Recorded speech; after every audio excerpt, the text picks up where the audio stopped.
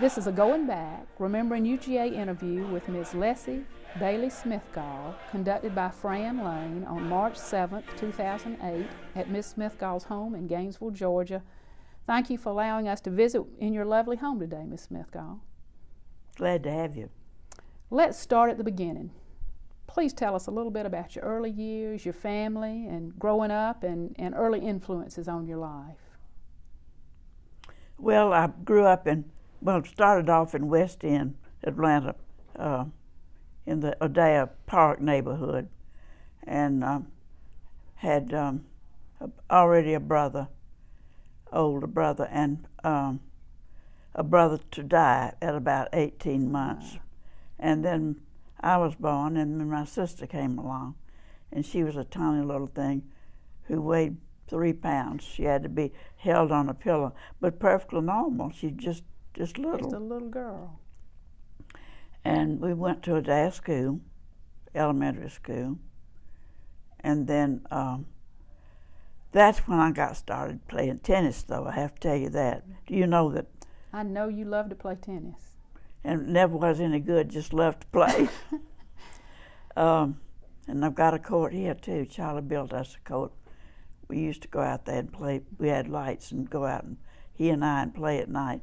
But that's later on. Daddy, we owned the vacant lot next door to us, and he built this piece of a court, I called it, because it was just singles. We played doubles on it all the time, but it just had backstops at each end. And he wouldn't cut his trees, so it was just a singles court.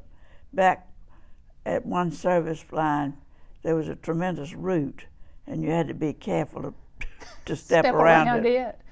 And my brother played with us. We had some cousins who lived on the other side of the lot, and they played with us. So most of the time, we could get up a game. We wouldn't let my little sister play, she said, because we made her chase balls. She was the ball. Because we just had backstops, and the balls went every which way. She was the ball girl. Yeah, that's right. She was a ball girl. Did I read that you went to girls' high school? Oh, yeah. First I went to Joe Brown Junior High School over in Garden Street, I guess it was, in West End. And then I went to Old Girls High School, and my children say that was a school for you, Mom, a school for old girls. Well, anyway, at Joe Brown, I can remember just writing. I always liked to write, and I won the UDC medal for an essay and the DAR medal for an essay. So I was very proud. You had all the wars covered, did you? What? You had all the wars covered. There. In the writing end of it. Right. But I just loved that. It didn't matter whether I got the prize or not. I just loved to write. And I continued that throughout my life. And then I went to girls' high school, and there I took an academic course. Well, that was about all they offered, and Latin, and French. And I didn't have many outside activities at girls' high school, except I wrote the essay that was in the annual. Uh-huh. And had some very good friends there. And I don't know what to say about my life during those years, except school. Right. What? You have any questions? I was going to say, what led you to the University of Georgia? Your writing always was important to you. And a passion of yours. Did that have to do with why you chose to come to the university, or? Well, yeah, because they had I don't know what you would call it. Anyhow, I could take writing courses over there. Right, journalism school, and that's where you. Journalism. What you followed. That's right. University of Georgia, School of Journalism. Well, I have read that I think you got an ABJ degree in 1933. That's that right. And while you were there, do you remember, were there some favorite faculty people or a special influence on you while you were there at the university in the journalism school? At the journalism school? Uh-huh. Oh, yeah. Gene Drury. Right. John Drury. Was he still? No, you too. Oh, he was still there when I. He was still there when I was in school. Yes, ma'am. Well, anyway, I was was very fond of him. I'd have to tell you a funny story. Tell now, me. You don't know Jiggs Turner, Stephen Turner, here, do you? No, ma'am. I guess maybe he's older than you. Anyhow, he had a journalism degree too, and then he went back and got his master's. But he was.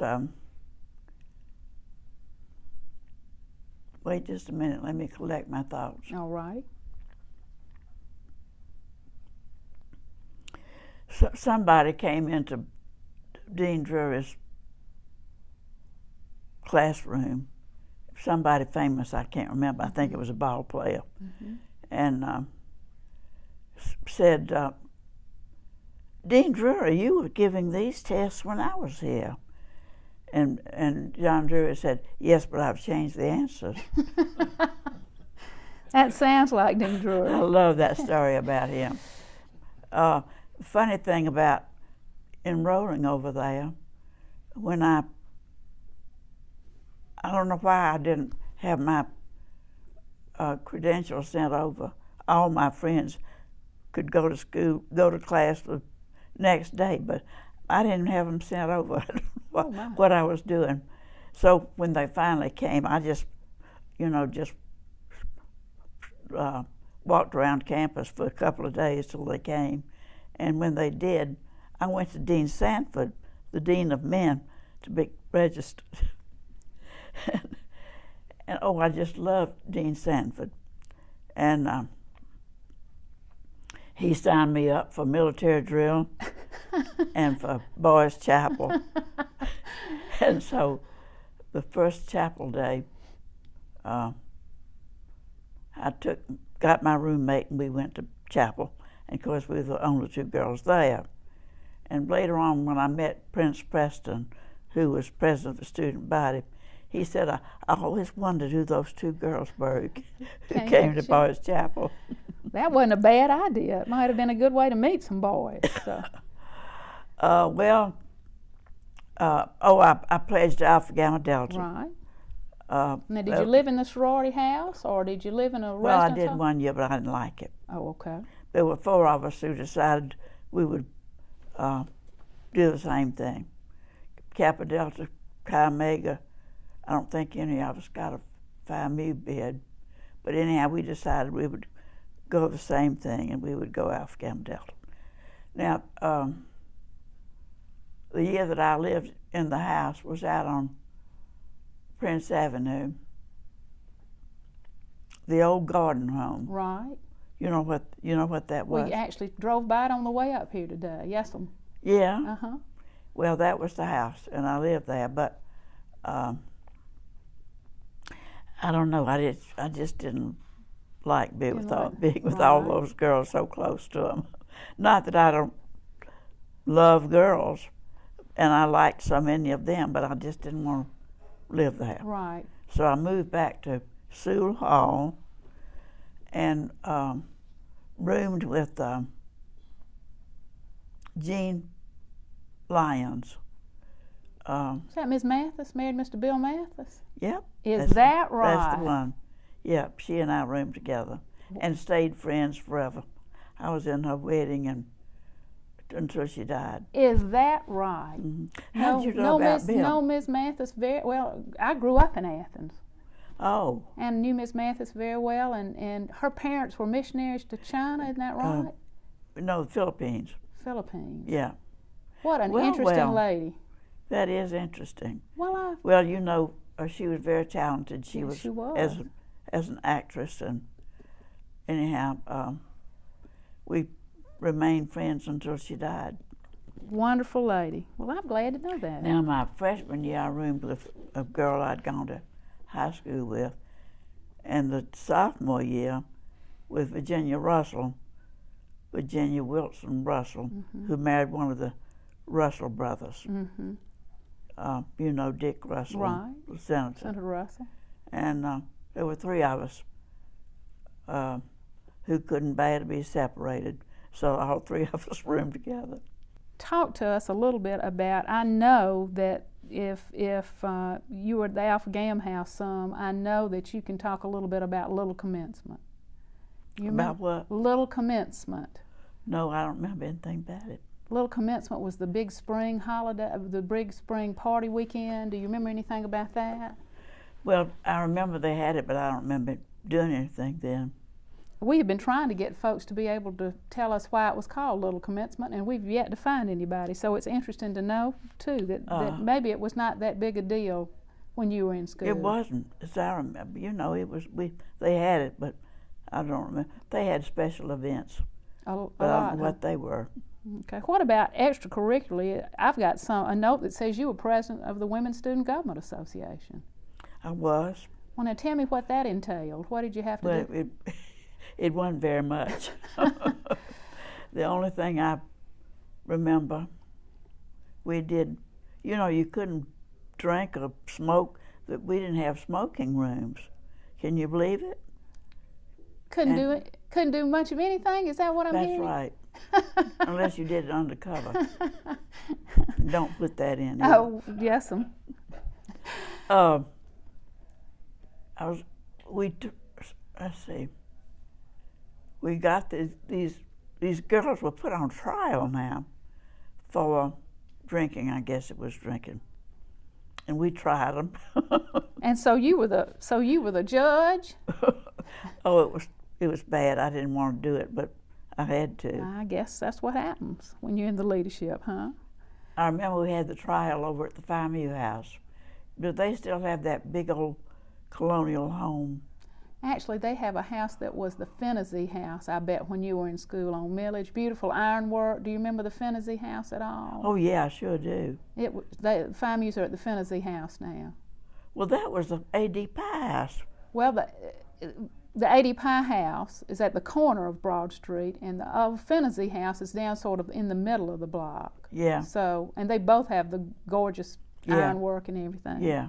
But that's where they are. Well, that old FIMU house was about to fall down anyway. Tremendous columns, lovely old place, but it sure was in bad condition. In bad shape.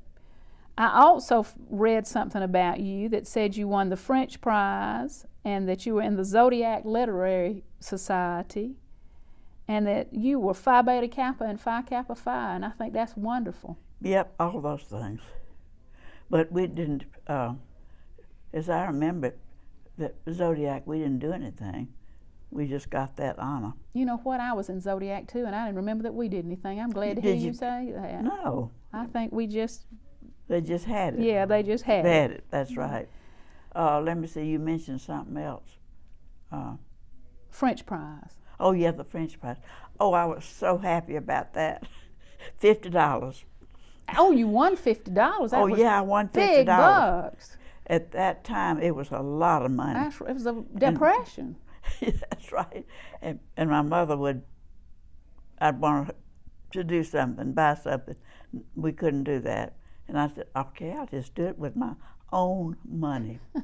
So you had $50. That's great. Talk to me about, did you, just in listening to some of my folks and some other people talk about the Depression, they said it was everybody was in the same situation, yeah. So you didn't really feel that you were in... No, but I didn't go, my junior year, I guess it was. I didn't go back to school for 2 months because my father didn't have the money. Mm-hmm. And finally he just borrowed on his insurance and sent me. I'm not sure which year. Maybe that was the sophomore year.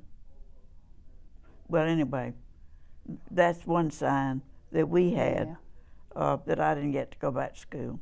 Did they let you come back and just catch up? Is that what they let you? Yeah, I guess. I guess I did.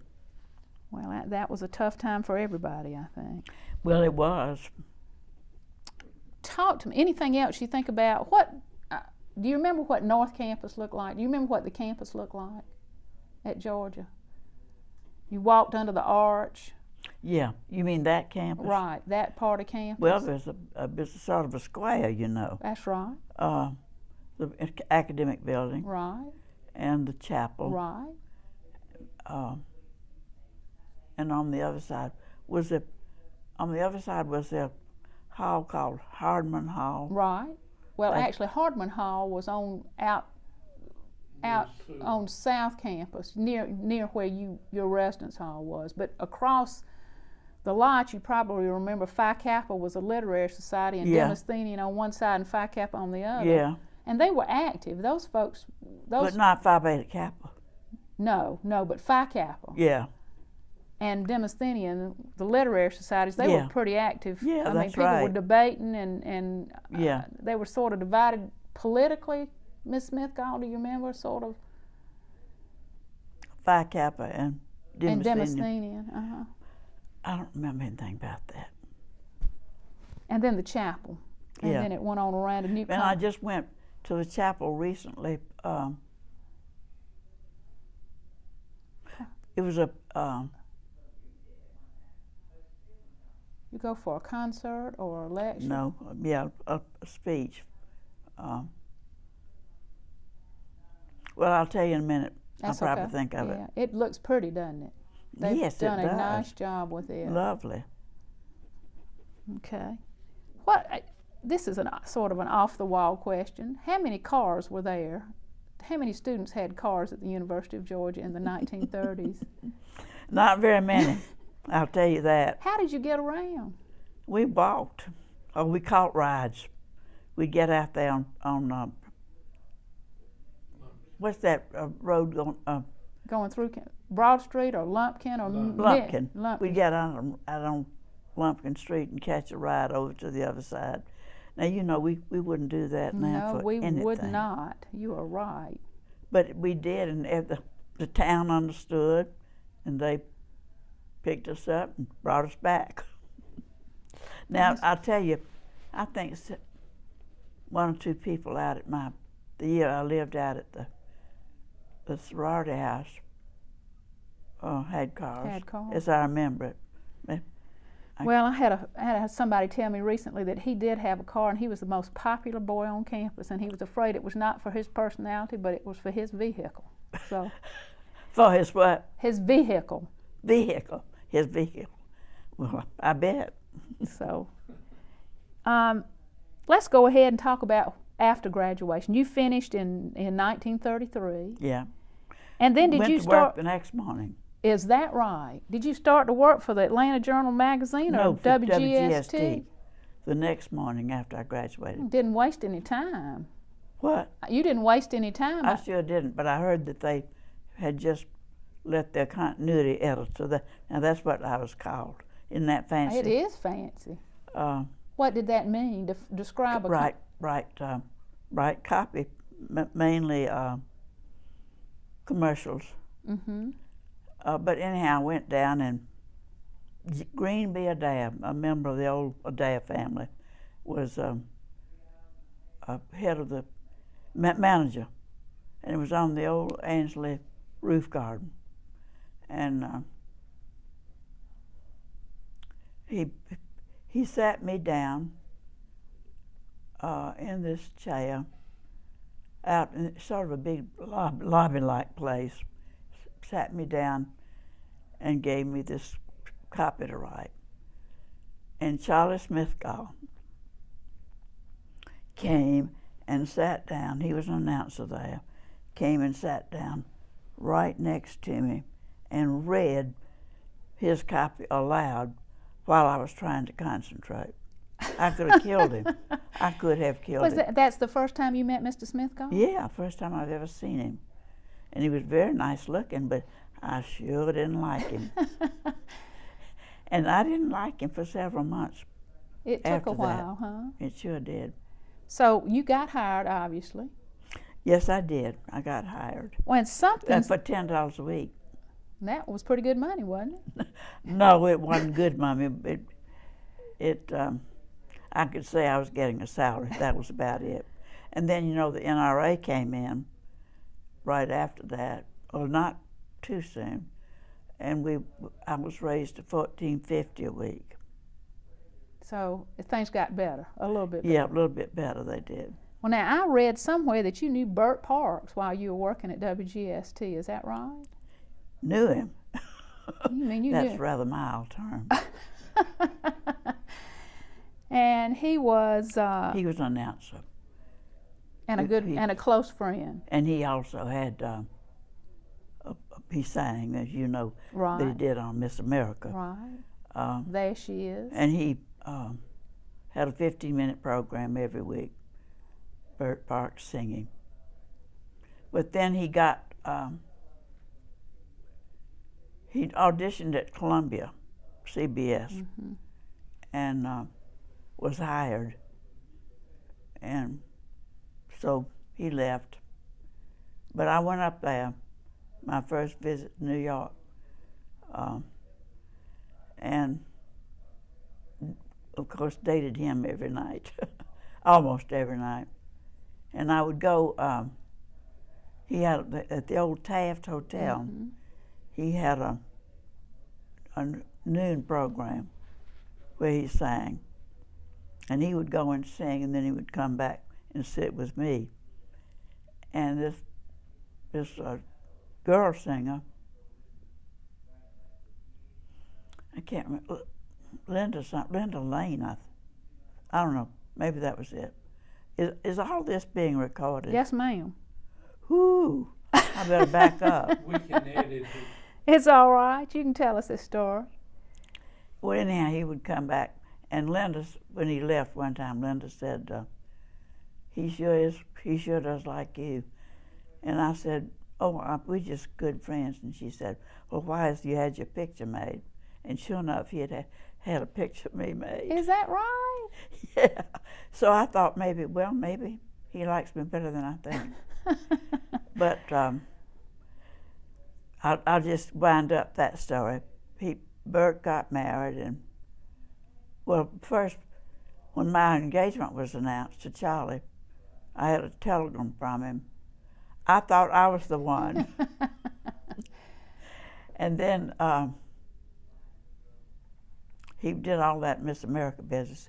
And one time, years later, I have an apartment in Atlanta, and I got locked in my bedroom and couldn't get out. Oh. Of course, I called and gave notice to come get me. Right. But I didn't have any communication except the radio. So I turned on the radio, and Bert was announcing a pet show. And you could call in your questions or comments. This is on the radio now. Right. So I called in, and I said, Bert, this is Lessie Bailey. Lessie Bailey, I'm still in love with you. Now that's the end of that story. How nice. He's That's a great story. He's dead now. So you met Mr. Smithgall. You had two announcers courting you. And Well, now, Bert and I, we didn't date much in Atlanta. We liked each other very much. Yeah, I remember we dated some, but neither one of them were courting me. Well, but Mr. Smithgall ended up with you, right? Or you ended That's up with right. Mr. Smithgall. I'm making myself this glamorous heroine, which I'm not. But yeah, but that was a kind of a funny courtship. So you all work, but you met him at work. You met him there at work, right? Oh yeah. And after that, they built me a little tiny office there at the old Ansley Hotel. Mm-hmm. Just sort of closed off a little space, little wall space, big enough for one person. Well, now then you went to WSB, didn't you? Yeah, after we were married, Lambton Cave. Mm-hmm. Now you know who Lambton Cave was. Yes, ma'am, I do. He made us an offer to come to WSB, but both of us. He wouldn't take one without the other. So we did. We left and went to WSB. And there's a wonderful story about the Peabody Awards. Can you tell us that story about Mr. K calling you in on a coffee break? Yeah, well, yeah, and that's all there was to it. And in their program every year in New York at the awards, they have this story, which is greatly exaggerated. Well, exaggerate it for us. He called me. I had an office. The Biltmore offices were all old hotel rooms. Mm-hmm. You know, it was a converted hotel floor. And he called me in one day and said, Celestia, is there any kind of foundation at the University of Georgia? And I said, well, I don't know of but one, and it's the old Peabody building, and that's for forestry students. And I declare that's all I did. But he took the ball from there and got... You introduced him maybe to Dean Drury. Did you get those two together, Dean Drury and Mr. K? Is that No, he had known them. He had known John Drury before. But that's right, but he did get with him.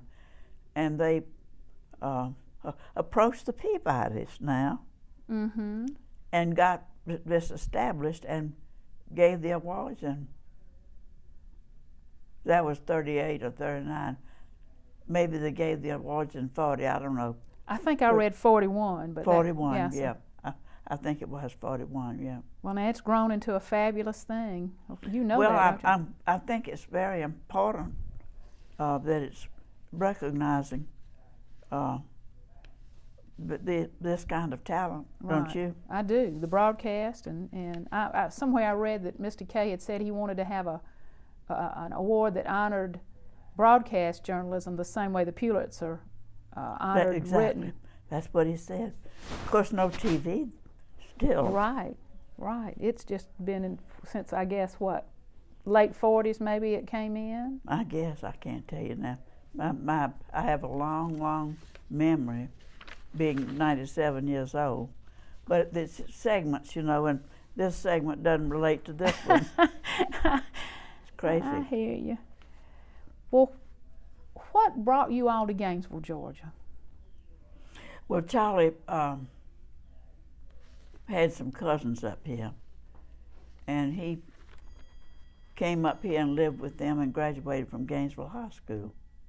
And that's where he met the Thurmans. You know who Mr. they were. Mr. Charles Thurman? Uh-huh. Well, he was our best man, and Charlie was his best man. Anyway, Charlie had been up here as a student, and then went to Tech and stayed with them some then too. But he and Charlie Thurman kept their friendship up, although Charlie Thurman went to Georgia. But they lived together in Atlanta a while, and they just always close friends. Mm-hmm. And that's what he is, the one our son Thurman is named for. Right. He's our youngest son. Right.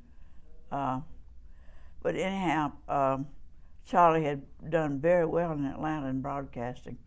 George Storer, who had radio stations. Have you ever heard about him? Storer Broadcast. Yeah. And Charlie was his assistant manager. And it was just a rat race. He never saw us, his family. Worked all the time? Well, with either another station manager or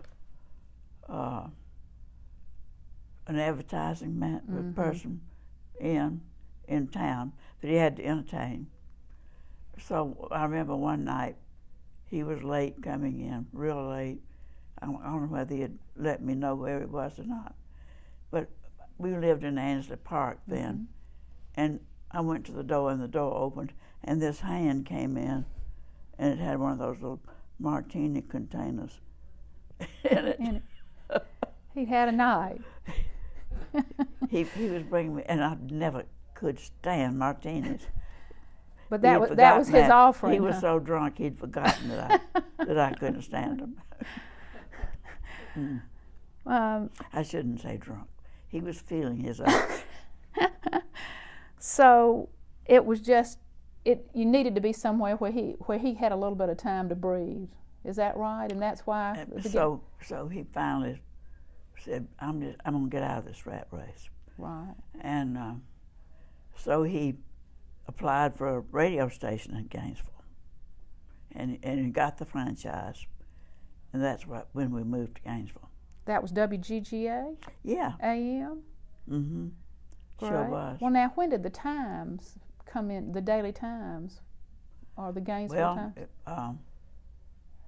It was early on, too. Yeah. We had a friend here who owned the Gainesville Eagle, the Dean family, the old Dean family, pillar of Gainesville. In Austin, he wanted to sell the Eagle and go out west and seek his fortune. He was already an old man. I mean, he wasn't a young man. And so Charlie bought the Eagle and developed it into the Daily Times. Well, and what? It was just 4 pages to begin with, just one fold over. And you wrote a column, didn't you? 2 or 3 times a week? Yeah, I did. I can't remember exactly.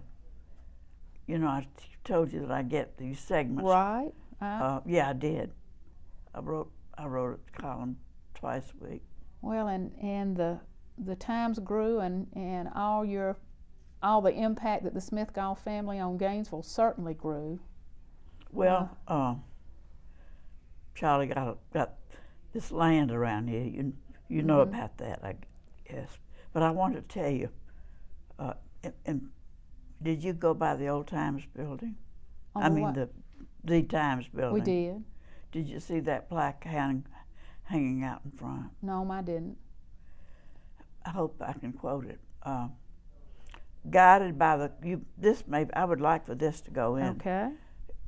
Guided by the constitutional principle of the people's right to know, we dedicate this building to the enlightenment and freedom of the people of North Georgia.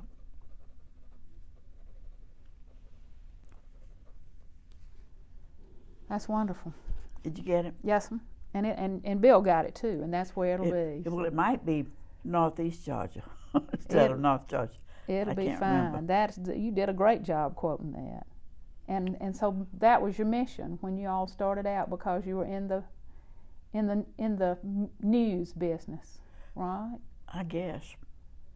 I never knew anything else. Right.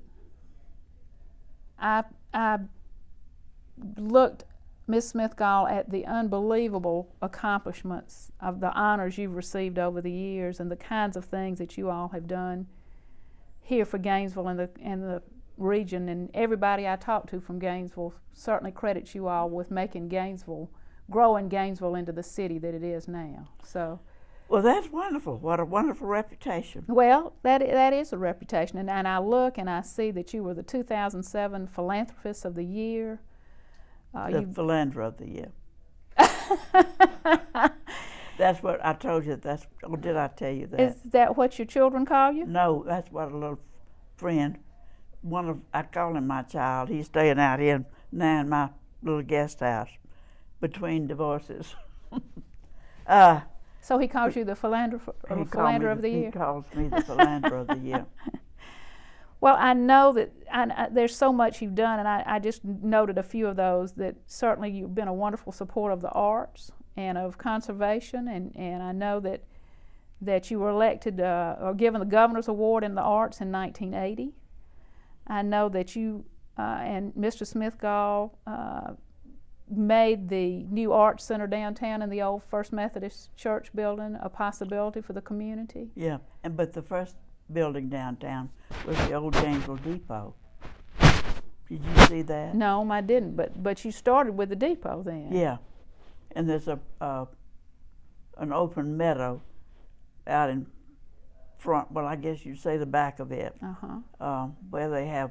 That's where the symphony plays, if they can, on the terrace out there. Right. And the audience out in this open meadow. Oh, how lovely! But I wanted to tell you now. Do you know anything about him, Charlie, developing Smithgall Woods? Yes'm.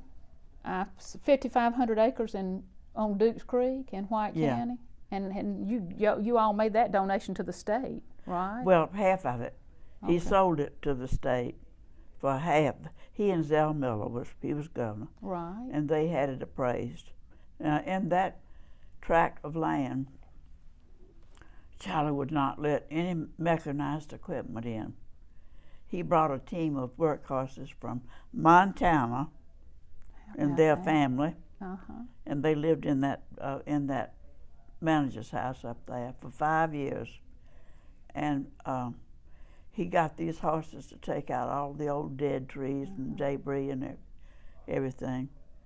And when at the end of about 5 years, they went back to Montana.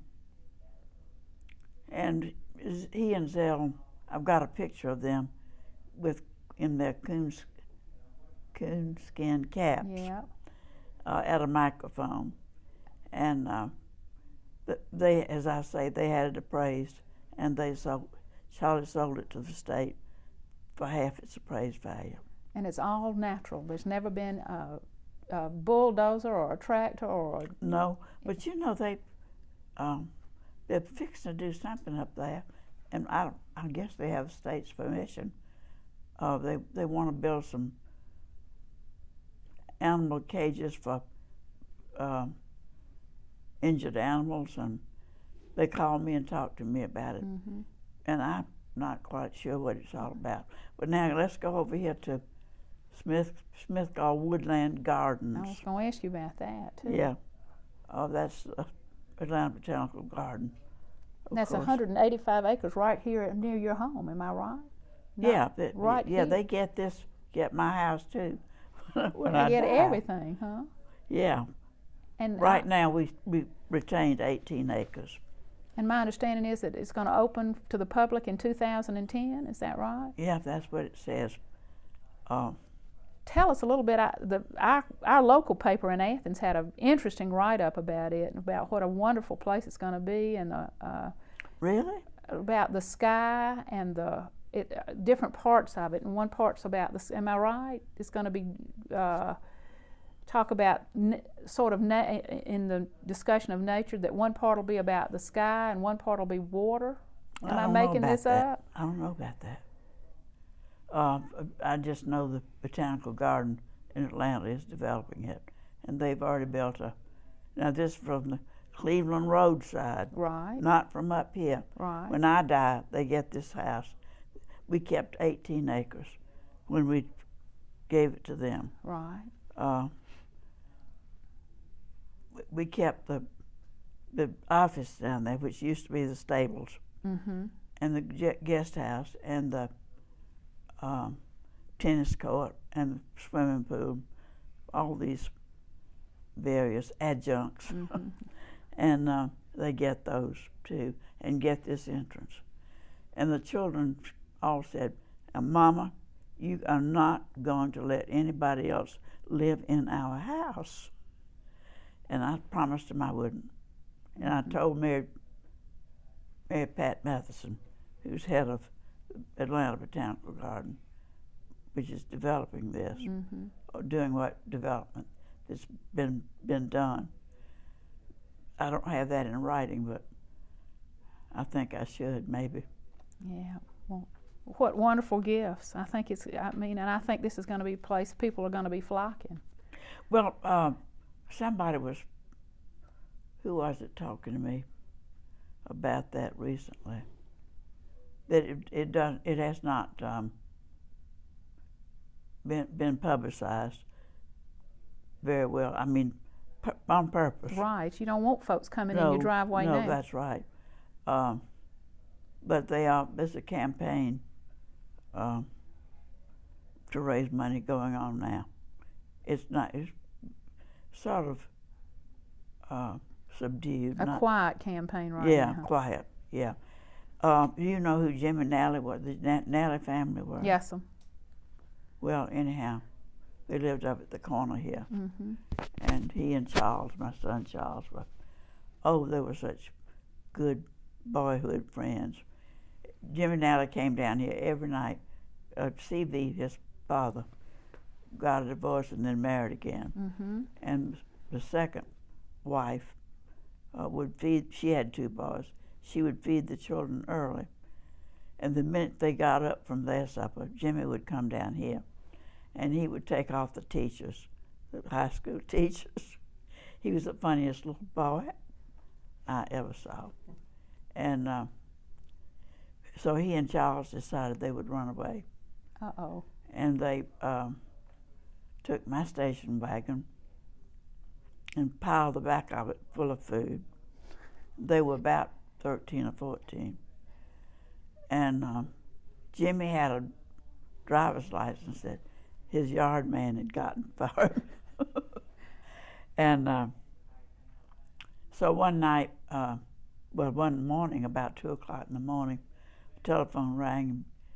Mr. Smithgall, yes, this is the Marietta Police Department. We have your son, Charles. Do you have a son named Charles? He said, yes. Well, we have him here at the police station. And Charlie said, not my son. He's in here safely in bed. And they said, you go look. And sure enough. They'd made it all the way to Marietta. Uh-huh. But that back end full of food was really something. Jim Nally's been a wonderful friend to the university also. Hmm. Jim Nally has been a wonderful friend to the University of Georgia I know also. it. He's just been the last time I went over for a game with Michael, whatever his name is. Mr. Adams? Yeah, yeah, the president. And Jimmy and I were his guests. That was fun, wasn't it? Mm-hmm. Jimmy told everybody I was his second mama. Oh. Let me go back to some of these honors. I read something that you were 80 years a Girl Scout. Is that right? That you had been a Girl Scout? But you know, I don't remember anything about Girl Scouting except when I was a little girl, when I was in Atlanta. Right. No, I don't know anything about that. What, as you look back, what are the accomplishments of which you're most proud in your life? And we've talked a little bit about family. Maybe I should ask you first to talk about your children. Tell us about your children. About my children? Yes, sir. You know that we lost our daughter. Yes, ma'am. She was the oldest child, and she had a brain tumor. Mm. She was a professor at Tulane. And a special lady. Yeah. They had a memorial service for her down there, and but Bay and I traveled together a lot. We went on 2 safaris to Africa. Wow. We saw the mountain gorillas, and I went on 4 with Terry Maple, the head of Atlanta Zoo. Right. You remember who he was? Right. And then just Kenya and Rwanda, and well, anyhow, all those countries, and then to South Africa. I'll tell you who was on that safari. It was Doug Iverson. That was a lot of fun with them and Kay. Right. The Coca-Cola, former head of the Coca-Cola company. Yeah. I don't know why they let him go. Mr. Goswato, you know, the former president, right, thought he was the one who should carry on the company. We would all of the Georgia Bulldogs would agree with that, wouldn't you? I think so. Yeah. I understand. But anyhow, I was going to tell you about You were talking about your daughter. Yeah, and us going on safaris. And she taught. She had a doctorate from the University of Pennsylvania. And what was her field? What was her academic study? The area that she studied?